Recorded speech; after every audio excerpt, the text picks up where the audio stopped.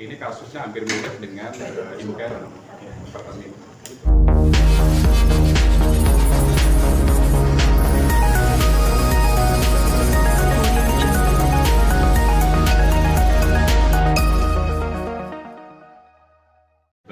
KPK ingin masuk ke penyelidikan dan penyidikan, mestinya tunda dulu kalau menurut saya.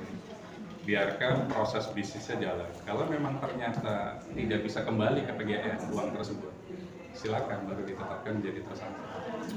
Pak, tadi pada saat diskusi sempat dibahas tentang KPK di mana sekarang di KPK memang agak sulit karena ada risiko batas dari pemerintah. Itu bisa dijelaskan? Sebenarnya kalau mau ngomong dari dulu, semua aparat penegak hukum harusnya independen, tidak boleh bergantung ke lembaga hukum lain.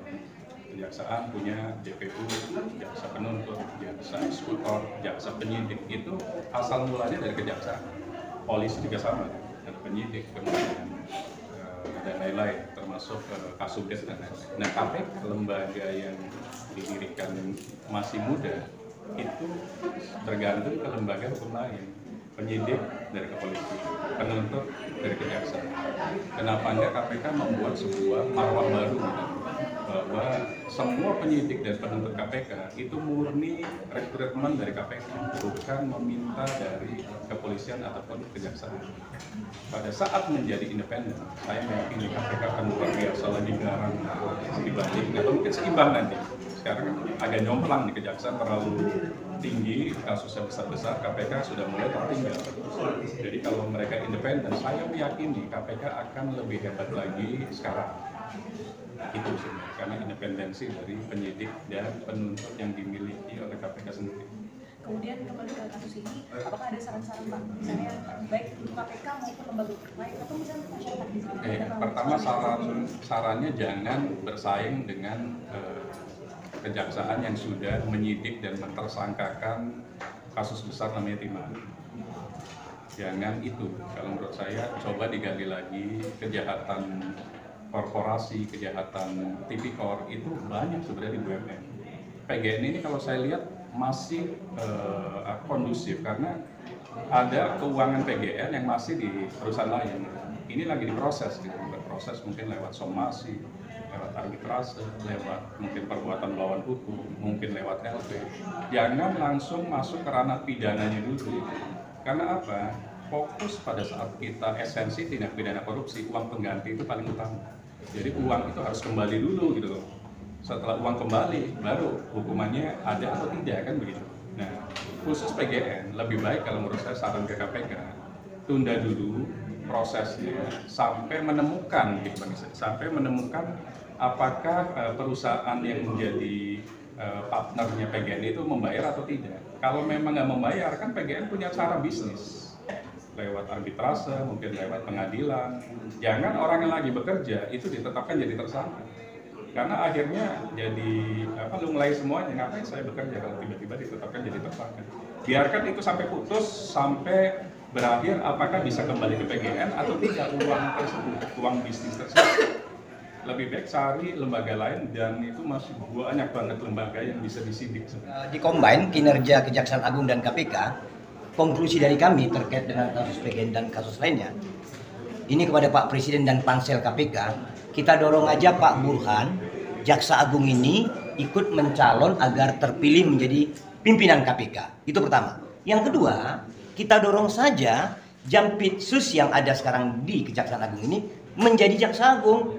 Prediksi kami, dua tandem ini akan menggulung korupsi yang tidak terbatas itu. Apalagi seperti yang dikatakan oleh Mas Firman tadi, jika tidak ada yang sangat-sangat kuat dalam rencana dan atau tuntutan, percayalah kita akan menjadi korban orang-orang yang menggilas kita dengan uang korupsi. Itu saran dari kami. Semoga dan itu bisa terjadi. Semoga aja. Mumpung kan mau Pansel dan Jaksa Agung gak usah malu-malu lagi. Memang mampu kok, mending pindah dulu ke sana, ke KPK. Biar dia buktikan kinerja di sini bisa di KPK. Bukan kayak KPK selama ini hanya sadap. Kalau hanya sadap, mohon maaf dalam tanda kutip, orang yang baru jadi Satpol PP pun mampu menyadap. Anak yang sekolah kuliah di IT pun mampu menyadap.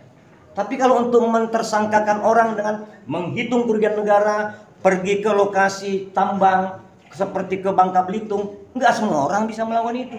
Yang bisanya Jaksa Agung dan timnya. Ini mungkin agak dalam tanda kutip kalau kata orang bilang lawak-lawak. Enggak. Kami yakin kalau ini dilakukan setengah kekuatan hampir 100% kekuatan KPK itu akan naik lagi sinerginya. Kalau itu dilakukan. Kalau tidak ya akan kejadian kayak ini lagi. Densus akan kejar-kejar aparat penyidik di Kejaksaan Agung. Jadi ini mungkin sederhana, terlihat seperti politik praktis, tidak. Kami udah lihat kok. Kalau dua orang ini dipasang di dua lembaga sinerginya kuat, yang satu itu akan ikut menjadi lebih kuat. Yang satu itu loh, yang sempat kemarin-kemarin tapi nggak dihukum itu. Kan sayang nih bangsa ini.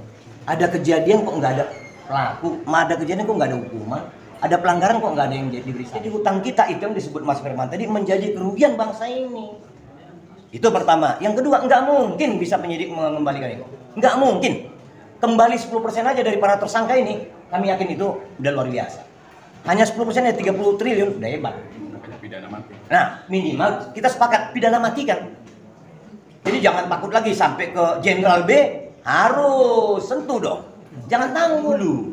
Ini berbeda. Dulu dan sekarang kasus yang berbeda itu jangan dipersamakan. Ini halnya unik. Ini luar biasa valid kok. Itu bukan hanya dia. 3 orang berkawan sekawan itu HDD sama-sama tersangka. Gitu dia. Kalau dia tersangka, 3 orang itu harus tersangka. HDD. Kenapa dibatasi hanya kasus 2017? Kenapa tidak mundur? Sama kok perlakuan korupsinya. Ada yang keliru, ada yang setting. Fair dong. HDD. Itu dugaan kami pelaku PGN yang sesungguhnya. Pak KPK, periksa itu. Jadi di